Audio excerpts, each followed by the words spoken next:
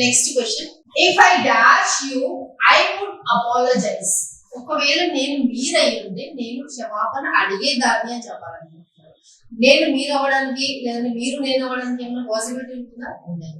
So అలాంటి టైంలో మనము ఇమాజినరీ అనుకుంటాం, లేదంటే ఇమాజినరీ సిచ్యువేషన్ అంటాం. సో ఇమాజినరీ సిచ్యువేషన్ కి ఇఫ్ ఐ వర్ యూ, ఒకవేళ నేను మీరైతే లేదంటే మీరు నేనైతే ఏదైనా ఇమాజినరీ, అలాంటి టైంలో ఐ వర్ అంటాం. ఐ వర్ అయితే మేడం ఐకి వర్ అంటాం కదా, వాస్ అంటాం కదా అని మీరు అడగచ్చు. ఎస్, ఐకి వాసే అంటాము ఎప్పుడు, అది జనరల్ గా రెగ్యులర్ సిచ్యువేషన్ అయితే. బట్ ఇక్కడ ఇమాజిన్ చేస్తున్నాం, if I were you I would apologize. ఒకవేళ నేను మీరై ఉంటే నేను క్షమాపణ అడిగేదాన్ని. సో నేను మీరు కాలేను కాబట్టి అది ఇమాజినరీ సిచ్యువేషన్.